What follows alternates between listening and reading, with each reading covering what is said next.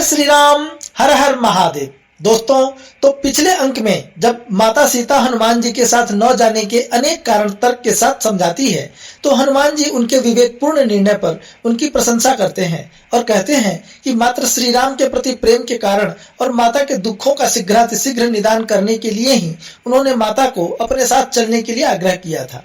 फिर हनुमान जी माता सीता से कहते हैं कि आप भले ही साथ मत चलो, परंतु आप अपनी कोई ऐसी पहचान जरूर दीजिए जिससे श्री रघुनाथ जी को विश्वास हो कि मैं सीता से मिलकर आया हूँ। तो दोस्तों, यह था सीता हनुमान संवाद संदर्भ का 41वां अंक। अब हम आंजनेय काव्य श्रृंखला के 42वें अंक में प्रवेश करते हैं। तो स्वागत है आप सभी का मेरे चैनल धर्मध्वजा में।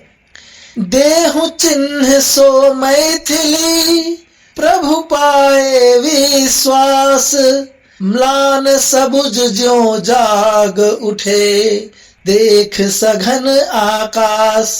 तो हनुमान जी कहते हैं कि हे जनक नंदिनी, हे मैथिली, आप अपनी कोई ऐसी पहचान दीजिए जिससे प्रभु को मेरी बातों पर विश्वास हो। और जिस प्रकार कुम्हलाए हुए वृक्ष मेघ से भरे हुए आकाश को देखकर पुनः तरोताजा हो जाते हैं, ठीक उसी तरह श्री राम भी लक्ष्मण, सुग्रीव और वानर वाहिनी के साथ प्रसन्न हो जाएंगे। सुनि कपि वचन मातु मुस्काई, पूछी उचित सुअवसर पाई, सुनहु तात संस्मरण पुराना, साक्ष्य राम व्यतीत नहीं आना। चित्रकूट आश्रम एक बारी, उपवन सहित सुअवध बिहारी, रंग बिरंग कुसुम कर कंजा, भूषण विविध माल अनुरंजा। स्वयं सप्रेम सकल सो भूषण, पहिराए रघुकुल के पूषण। स्फटिक शिला बैठे सहरामा, नील मराल नयन अभिरामा। तेहि अवसर तह इंद्र कुमारा, आवहि परिछहि मनुज कुमारा। कपट काय कर कज्जल कागा, चरण चोच हति मम सौभागा। रुधिर चोच सठ लोभहि ताका, ग्रसन चहत राहु ज्यों राका।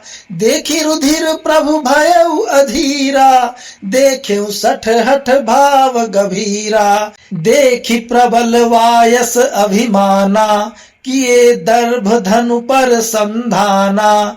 अब सो काग बहुत पछतावा, ब्रह्म बाण तेहि पाछे धावा। मारहि नहीं चहु और भगाई, थमहि निमिष पुनि मारन धाई। हनुमान जी की बात सुनकर माता मुस्कुराई और बोली, हे पुत्र, तुम उचित अवसर पर बिल्कुल उचित प्रश्न पूछते हो। तो पुत्र, एक घटना सुनाती हूँ। इस घटना के साक्षी श्री राम ही हैं। एक बार चित्रकूट आश्रम में वास की अवधि में ही श्री राम के साथ एक उपवन में मैं विहार कर रही थी। श्री राम ने उस उपवन में भांति भांति के रंग बिरंगे पुष्प चुन कर लाए और उन फूलों से उन्होंने अनेक आभूषण और माला आदि अलंकार बनाए। फिर बड़े ही प्रेम से उन्होंने उन पुष्पालंकारों से मुझे भली भांति सजाया और फिर स्फटिक शिला पर वे मेरे साथ आराम से बैठ गए। उसी समय देवराज इंद्र का पुत्र वहां आया। उसने उन नरहरि को साधारण मनुष्य समझकर उनके धैर्य का परीक्षण करने का सोचा। कहाँ यह मनुष्य और कहाँ मैं अमर देवता, ये मेरा क्या बिगाड़ लेंगे। यूं सोचकर उसने एक कौवे का रूप धारण किया और मेरे ऊपर झपट्टा मारकर मेरे चरणों पर अपने चोंच से प्रहार किया और दूर भाग गया। फिर भी उसका मन नहीं भरा और वह अपने रुधिर भरे चोंच के साथ मुझे और मांस और रुधिर के लोभ में घूरने लगा, जैसे राहु चंद्रमा को ग्रसना चाहता हो। मेरे रक्त को देखकर प्रभु क्रोध से अधीर हो गए, परंतु वह दुष्ट काग अपने दुष्कृत्य से निवृत्त नहीं हुआ। तब उसके अभिमान का हरण करने के लिए धनुर्धारियों में सर्वश्रेष्ठ श्री राम ने एक दुर्बा उखाड़ लिया और उसी को धनुष पर संधान करके उस काग पर छोड़ दिया। अब जाकर उस कौवे को होश आया। वह पछताने लगा, पर ब्रह्मास्त्र से अभिमंत्रित वह बाण उसके पीछे पड़ गया। वह मारता तो न था, परंतु रुकता भी नहीं था, बस भगाता था। एक क्षण रुक जाता, फिर बड़े बेग से वह कौवे को मारने के लिए दौड़ता। जब ब्रह्म बाण सुजान छूटा धनुष से अभिमान पर, जब ब्रह्म बाण सुजान छूटा धनुष से अभिमान पर, तब शक्र सुत भागे त्वरित संकट लखै जब प्राण पर।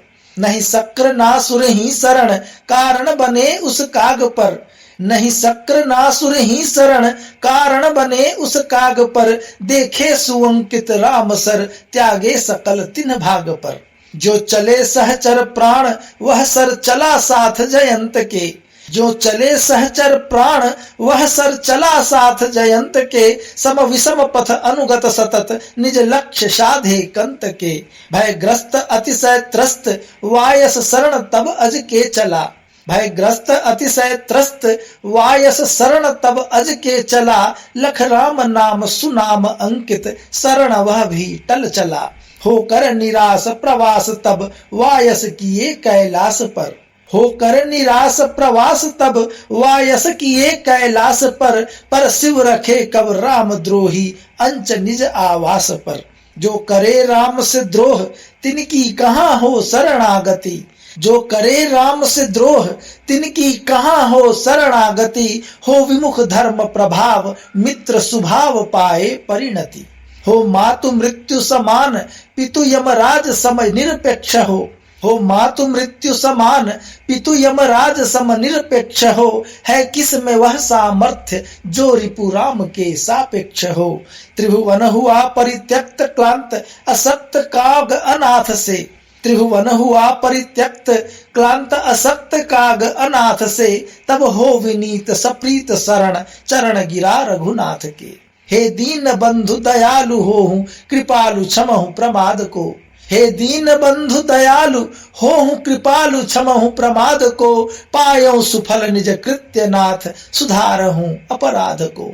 पायौ सुफल निज कृत्य नाथ सुधारहूं अपराध को। तो उस बाण के छूटते ही जयंत का सारा अहंकार नष्ट हो गया और उसके प्राण के लाले पड़ गए। वह बड़े वेग से भागा और भागते भागते स्वर्गलोक पहुंच गया और अपने पिता इंद्र एवं अन्य देवताओं से रक्षा की गुहार लगाई। परंतु श्री राम नाम से अंकित उस बाण को देखकर किसी ने भी उसकी सहायता नहीं की और उसे उसके भाग्य के सहारे छोड़ दिया। जैसे प्राण शरीर के साथ चलता है वैसे ही वह बाण भी जयंत का सहचर बनकर उसके साथ ही सम और विषम पथ पर उसके साथ साथ चलने लगा। जो लक्ष्य उस बाण को उसके स्वामी श्री राम ने दिखा दिया था उसी लक्ष्य का वह बाण अनुसरण करता हुआ चलने लगा। भय से त्रस्त जयंत देवताओं से निराश होकर ब्रह्मलोक पहुंच गए, परंतु ब्रह्मा ने श्री राम के उस बाण को पहचान कर दूर से ही उसे लौटा दिया। अब तो उस कौवे को अपने जीवन का संशय होने लगा। हताश होकर वह महादेव के आवास कैलाश की तरफ उड़ चला, परंतु महादेव भला श्री राम के द्रोही को अपने आवास पर शरण कैसे दे सकते हैं। भला श्री राम से बैर बांधने वाले को कौन शरण दे सकता है। श्री राम के बैरी का तो स्वयं धर्म भी बैरी हो जाता है। मित्र के भाव शत्रुता में परिणत हो जाते हैं। माता मृत्यु के समान हो जाती है और पिता यमराज के जैसे ममत्वहीन हो जाते हैं। ऐसी क्षमता किसमें है जो श्री राम के शत्रु का मित्र बनकर जीवित रह सके। जब तीनों लोगों के द्वारा वह त्याग दिया गया, उपेक्षित हो गया, तब वह कौवा थक हार कर, असक्त होकर, अनाथों के जैसे विनीत होकर प्रेम पूर्वक श्री रघुनाथ जी के चरणों के शरण में गिर पड़ा और आर्त स्वर में भगवान से प्रार्थना करने लगा कि हे करुणाकर, हे दया सागर, हे कृपा निधान, मुझसे बहुत बड़ी भूल हुई। मैं अपने कुकर्मों का दंड पा चुका। अब कृपया मेरे भूल को सुधारिए और मुझे क्षमा कीजिए। देख शरण निज वायस सुनी आरत तिन्ह बैन। मुक्त किए रघुनाथ तिन्ह हरिवायस एक नैन। तो जब श्री राम ने उस वायस रूपधारी इंद्रपुत्र जयंत को अत्यंत ही दीनहीन अवस्था में आर्त करुण स्वर में प्रार्थना करते हुए देखा तो उन्हें दया आ गई। उन्होंने अपने व्यर्थ न जाने वाले उस बाण से उस कौवे की एक आंख नष्ट कर दी दंड के रूप में। कहते हैं तभी से कौवों के मात्र एक ही आंख होती है और इस प्रकार उन्होंने जयंत को मुक्त किया। तो दोस्तों, अंजनेय काव्य श्रृंखला का 42वां अंक यहीं पर समाप्त होता है। आपको यह प्रकरण, यह अंक कैसा लगा, कृपया अपने विचार कमेंट्स के माध्यम से बताएं। लाइक करें, शेयर करें और यदि आपने अभी तक मेरे चैनल को सब्सक्राइब नहीं किया है तो पुनः आग्रह करूंगा कि कृपया मेरे चैनल को सब्सक्राइब कर लें। तो आपसे फिर मिलूंगा, तब तक के लिए आज्ञा दीजिए। जय श्री राम, हर हर महादेव, जय बजरंग बली।